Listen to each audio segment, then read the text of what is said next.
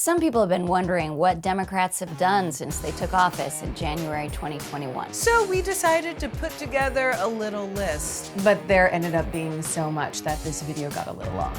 Okay, like ridiculously long. We're not cutting it down though, because the length of the list is exactly the point. The amount the Democrats have gotten done with the narrowest possible majorities in the House and a 50-50 Senate is absolutely insane. There's even more that Democrats can do if they keep the House and get 2 more votes in the Senate, like codify Roe into law, codify marriage equality into law, pass a new Voting Rights Act, bring down healthcare and childcare costs, and so much more. To keep moving forward, we all need to vote and volunteer as much as humanly possible. Visit blueand22.org to volunteer, register to vote, and take action right now. Here's a list of the accomplishments thus far. A lot of countries are still struggling to get their economies moving again after COVID. But thanks in large part to the recovery package that Democrats passed in 2021, America's back to work. Yes, there are still problems, like inflation. But inflation is a global problem right now affecting every country in the world. Because when the world economy reboots, like it did after COVID, corporate profiteers try to take advantage. And Democrats are doing a whole lot to get costs under control and keep the rest of the economy humming. Things like passing a 15% tax on large corporations, passing a 1% tax on stock buybacks, not raising federal taxes on anyone earning less than $400,000 annually, appropriating $80 billion in new funds to increase IRS enforcement, specifically targeting wealthy individuals and corporations who cheat on their taxes and try to evade auditing. Every Republican in Congress voted against all those things. I wonder why. The money from these tax increases is being used to lower healthcare costs, build clean energy infrastructure, and pay down the national debt. And while a lot of other countries are struggling with high unemployment, the U.S. is seeing the fastest job growth in U.S. history. Unemployment filings are at the lowest level since 1969. For the first time since the 1980s, America's economy is growing faster than China's. There was a $119 billion surplus in the budget this year. The Biden administration raised the minimum wage to $15 an hour for all federal employees and contractors. After a war in Eastern Europe sent oil prices soaring all over the globe, gas prices fell all summer to an average of under $4, thanks in large part to President Biden standing up to big oil's price gouging and releasing millions of barrels a day from America's strategic reserves. Democrats also enacted a 30-year rescue of pension funds to protect and fund millions of pensions through 2051. Mandated union agreements for federal construction projects are $35 million or more, restored collective bargaining rights for federal employees, negotiated a deal with West Coast ports to run 24/7 to ease the supply chain problems, invested $1 billion in small food processors to combat rising meat prices, invested $54 billion in grants for semiconductor manufacturing and research, tens of billions in support for regional technology hubs, a tax credit covering 25% of investments in semiconductor manufacturing through 2026. All of which combined will turn America into a global hub for semiconductor manufacturing, reducing reliance on Chinese production, and easing supply chain disruptions. Right now, the uninsured rate is the lowest it's been in the history of the country. And if Republican governors allowed Medicaid to expand in their states, it would be practically zero. Here's how Joe Biden and the Democrats got that done and made the healthcare coverage itself better. They gave Medicare the authority to negotiate prescription drug prices, finally beating Big Pharma after decades of trying. Cut Medicare premiums. Put a $2,000 cap on out-of-pocket expenses for prescription drug costs for seniors. Capped the price of insulin for seniors at $35. Allowed importation of prescription drugs from Canada. Permanently removed restrictions around access to abortion by mail. Cut ACA premiums by 40%. Expanded the open enrollment period for ACA plans so more people could sign up. Expanded Veterans Administration healthcare benefits, especially to veterans suffering from the effects of exposure to burn pits. Made hearing aids available without a prescription, which makes them much cheaper. Rejoined the World Health Organization. Relaunched the Cancer Moonshot Initiative. Invested $7.6 billion in community health centers. $7.6 billion in state and local health departments, $6 billion for Indian health services, and eliminated Medicaid work requirements. Because sometimes when someone's poor and sick, they can't work. There's more to be done, of course, like that $35 cap for insulin for seniors. Democrats wanted to apply it to everyone, but Republicans blocked it. If they get 2 more votes in the Senate and keep the House, they can expand it to everyone, and expand a lot more health benefits too. Things aren't totally back to normal yet, but they're a whole lot better than they were in the winter of 2021. And that didn't happen by accident. It happened because Joe Biden and the Democrats passed a recovery package without a single Republican vote that got America vaccinated and the economy back on its feet, even as a lot of other countries around the world still aren't really back on their feet. The recovery package got the COVID vaccine widely distributed, with 90,000 free vaccination sites. It made COVID tests free nationwide. It appropriated $47.5 billion for COVID testing and $1.75 billion for COVID genome sequencing. Distributed 400 million free N95 masks through pharmacies and healthcare centers, sent out $1,400 checks to keep Americans solvent when they needed it most, expanded unemployment benefits to keep people afloat as the economy recovered, provided $350 billion in emergency funds for state, local, territorial, and tribal governments, including $130 billion in aid to help reopen schools safely, including new air filtration systems, $1 billion for Head Start, $15 billion in low-income childcare grants, $5 billion provided in Section 8 vouchers, and expanded the child tax credit of $3,000 per child, bringing child poverty to historic lows.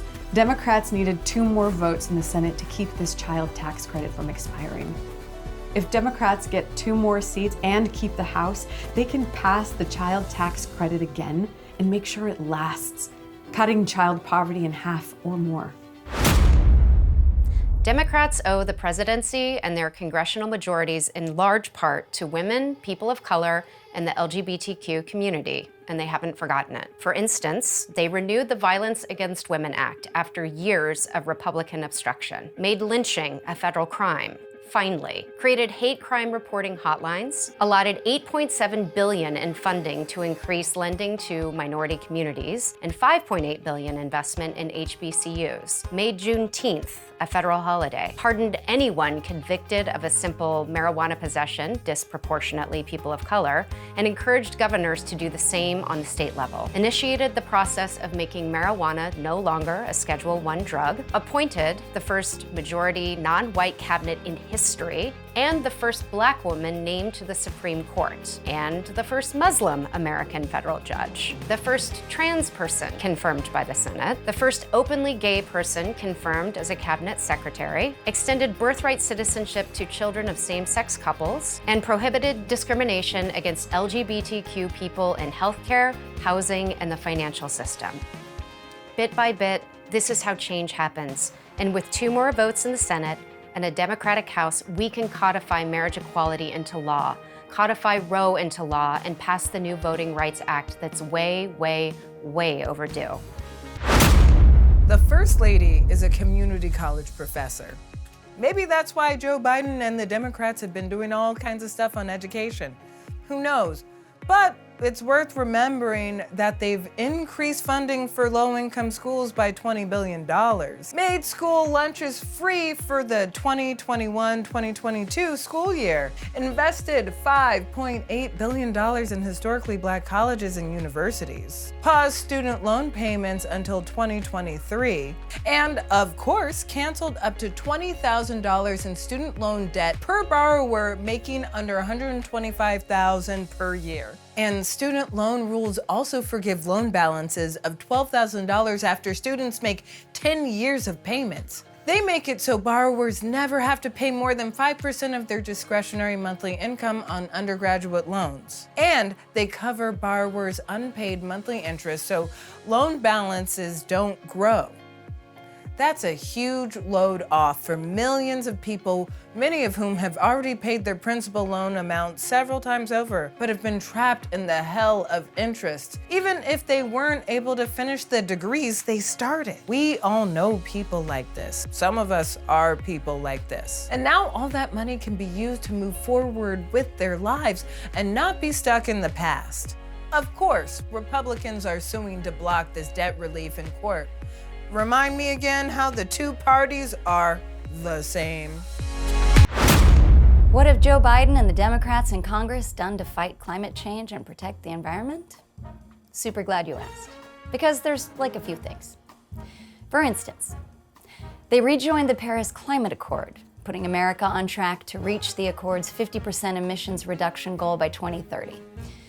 They made the biggest investments to fight climate change in the history of the world, including $370 billion in the Inflation Reduction Act alone, an estimated 950 million solar panels and 120,000 wind turbines operational by 2030, enough solar and wind energy to power more than 56 million homes, with another estimated 2,300 battery plants to store clean energy and double battery storage, up to $10,000 in tax breaks and rebates for consumers buying electric vehicles, solar panels, and other energy-efficient home upgrades, millions of new union jobs to build new clean energy infrastructure, tax credits and incentives for clean energy storage and production, credits and incentives to build 500,000 EV charging stations. They increased emissions and fuel efficiency standards on motor vehicles, enough to slash the use of hydrofluorocarbons by 85% by 2036.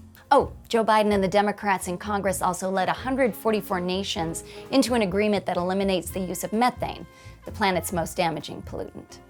And they established new international standards for clean cement, which is currently responsible for 8% of global climate emissions, and revoked the permit for the Keystone XL pipeline so that indigenous peoples can have water, to drink, and land to live. For the first time in 30 years, Democrats were able to bring on a few Republicans and pass meaningful gun reforms. There's more to be done, but some of those changes include banning ghost guns. Those unserialized, untraceable firearms that usually get billed with kits? How the hell were those even legal in the first place? Well, they're not now. Closing the boyfriend rule, which bars individuals convicted of domestic violence against their partners from owning guns. Expanding requirements for gun sellers to register as federally licensed firearm dealers. Expanding review of anyone aged 18 to 21 who wants to buy guns who are disproportionately likely to misuse them. Passing new laws that make it easier to go after people who buy guns for those who can't buy them on their own. Increasing funding for mental health programs and school security. $750 million to help states implement and run crisis intervention programs. And an assault weapons ban that passed in the House, but got blocked in the Senate. If Democrats keep the House and get 2 more votes in the Senate, our kids can focus on learning to read and write, not how to avoid a mass shooter. For years, Donald Trump said he was going to rebuild America because he's a builder, right? Well, he never got around to it. Spent more time on Twitter than actually negotiating a deal. But Joe Biden and the Democrats passed the biggest infrastructure bill in over half a century. They even brought along a few congressional Republicans, like literally 10% of congressional Republicans. But still, the bill includes $110 billion for repairs, replacements, and rehabilitations of roads and bridges, $73 billion for electrical grid expansion, including building out the grid for clean energy transmission, $66 billion for passenger and freight rail, $65 billion for affordable broadband, $55 billion for water and wastewater management, including replacing every lead pipe in America, $50 billion for climate resiliency, $69 billion for public transit, plus an additional $30 billion from the American Rescue Plan, $25 billion for airports, $21 billion for environmental remediation, including super funding cleanup and capping orphan wells, $17 billion for ports and waterways, $11 billion for transportation safety programs, $7.5 billion for electric charging stations. Put it all together, and it's enough to rebuild the country in a way we haven't seen since Dwight Eisenhower. When the boomers were kids. For the first time in 20 years, America is not at war. In addition to ending the war in Afghanistan, final combat operations have ended in Iraq. The US has ended its support of Saudi offensive operations in Yemen. Under the command of President Biden, the drone war is effectively over. But at the same time, US operations killed al-Qaeda leader Ayman al-Zawahiri. The Biden administration has united the world in support of Ukraine, which never would have happened without American leadership.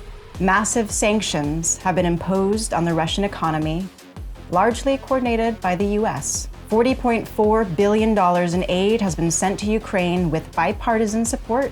NATO has 2 new members, Finland and Sweden, and a new agreement has been reached to set a global minimum tax for corporations, so they stop moving jobs and profits overseas. Maybe that's why global approval of the United States is up by 15 points under President Biden.